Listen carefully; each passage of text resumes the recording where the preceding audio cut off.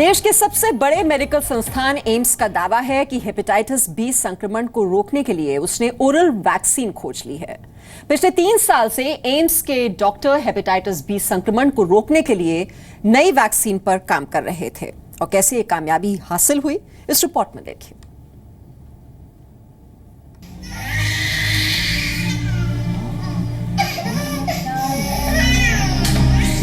आपका बच्चा भी वैक्सीनेशन के दौरान इंजेक्शन चुभने पर कुछ ऐसा ही करता होगा।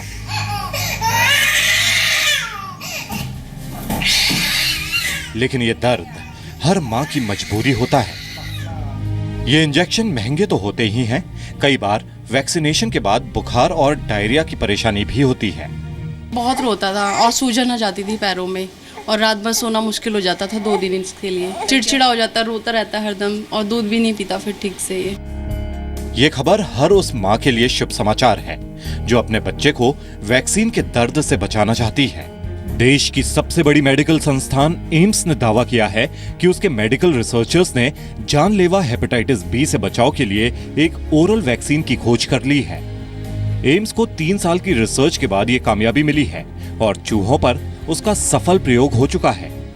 चूहे में जो 2 महीने के ऊपर हमने ऐसे इसका इम्यूनिटी दिखाया, ह्यूमन सिचुएशन में एक बार ओरल देने के बाद, डोज देने के बाद ऑलमोस्ट 8 से 10 साल इसका इफेक्ट रह सकता है। मौजूदा दौर में बच्चों को हेपेटाइटिस बी की 3 डोज दी जा रही हैं।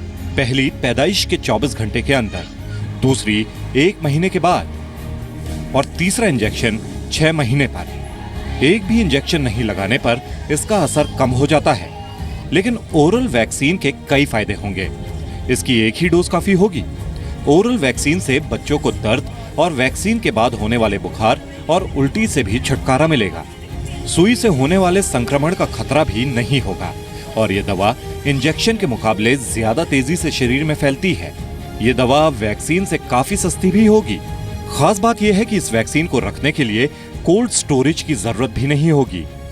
इससे ग्रामीण इलाकों में पोलियो इम्यूनाइजेशन जैसे बड़े प्रोग्राम आसानी से चलाए जा सकेंगे, जहां लोग अभी इंजेक्शन नहीं लगवाना चाहते। अब सस्ता होगा तो हमारे लिए ही अच्छा है और बच्चों के लिए भी अच्छा है। जब रोएंगे नहीं तो हमें, जब बच्चा खुश रहेगा तो हम भी ठीक रहेंगे। पिछले कुछ सालों से हेपेटाइटिस बी तेजी से फैल रहा है। हेपेटाइटिस बी एक वायरल संक्रमण रोग है जो कि हेपेटाइटिस बी वायरस की वजह से फैलता है। ये वायरस मरीज के लिवर पर अटैक करता है। ये ऐसी बीमारी है जो ज्यादातर लोगों में तब पहचान में आती है जब स्थिति गंभीर हो चुकी हो। देश में हेपेटाइटिस बी के करीब 4 करोड़ पीड़ित हैं। इसके चलते लिवर कैंसर के मामले भी बढ़ रहे हैं।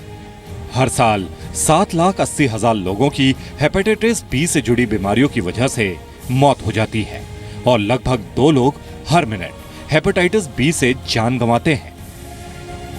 ऐसे में हेपेटाइटिस बी की ओरल वैक्सीन का इजाद उम्मीद जगाने वाला है। 2 चरणों के रिसर्च में ओरल वैक्सीन कामयाब देखी गई है। तीसरे और आखिरी चरण का रिसर्च इंसानों पर किया जाएगा। गिनी पिग पर भी परीक्षण हो चुके हैं और टेस्ट के नतीजे अगले 2 महीने में आ जाएंगे। हमारा जो सक्सेस हो जाता है तो by I think 2021 we will be having the first oral vaccine in the world against hepatitis B. बहुत बड़ी कामयाबी है। वैसे एम्स के डॉक्टरों को इस रिसर्च को लेकर अभी लंबा रास्ता तय करना है, क्योंकि डॉक्टरों के मुताबिक ओरल वैक्सीन के बाजार में आने में 3 से 5 साल और लगेंगे। रिसर्च अगर कामयाब हुआ तो लाखों लोगों को हेपेटाइटिस बी के जानलेवा खतरे से बचाया जा सकेगा। दिल्ली से रूफी जैदी के साथ ब्यूरो रिपोर्ट, जी मीडिया। तो अब इंजेक्शन का कोई डर नहीं और वैक्सीन की एक डोज ही काफी है। अब आगे बढ़ते हैं, अगला शुभ समाचार भी आपको दे दें। बच्चों की गर्मी की छुट्टियां इन दिनों चल रही हैं और बड़ी तादाद में लोग बच्चों के साथ ट्रेन में सफर करते हैं। अक्सर छोटे बच्चों के साथ ट्रेनों में सफर काफी मुश्किल होता है। खासकर लंबी दूरी की ट्रेन में तो माता पिता को बच्चों के लिए दूध और बेबी फूड न मिलने से काफी परेशानियों का सामना करना पड़ता है। लेकिन रेलवे की एक शुभ पहल आपके सफर को अब सुहाना बना देगी। इस रिपोर्ट में देखिए।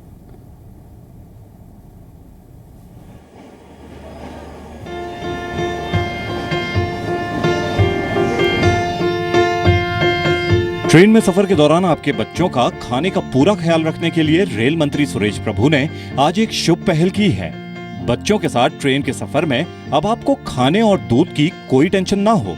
इसीलिए छोटे बच्चों के साथ सफर कर रहे रेल यात्रियों की सुविधा को ध्यान में रखकर रेलवे ने जननी सेवा की शुरुआत की है। इस सेवा के तहत स्टेशनों और ट्रेनों में नवजात और छोटे बच्चों को खाने के लिए बेबी फूड, गर्म दूध, गर्म पानी उपलब्ध होंगे। इसके साथ ही 5 से 12 साल के बच्चों के लिए भी हेल्दी फूड मुहैया कराने का इंतजाम भी किया गया है। पहले चरण में देश के बड़े 25 स्टेशनों जैसे नई दिल्ली, हावड़ा, मुंबई सीएसटी, चेन्नई, नागपुर, पुणे, सूरत, लखनऊ और मुरादाबाद जैसे स्टेशनों पर यह सुविधा उपलब्ध होगी। आने वाले वक्त में देश के दूसरे स्टेशनों पर भी ये सुविधा शुरू होगी। हमने कहा था कि जो हमारी माताएं हैं अपने बच्चे के साथ जब सफ़र करती है तो कुछ समय इनको इस बात की समस्या खड़ी होती है कि बच्चे के लिए बच्चा रो रोता है, दूध नहीं मिलता।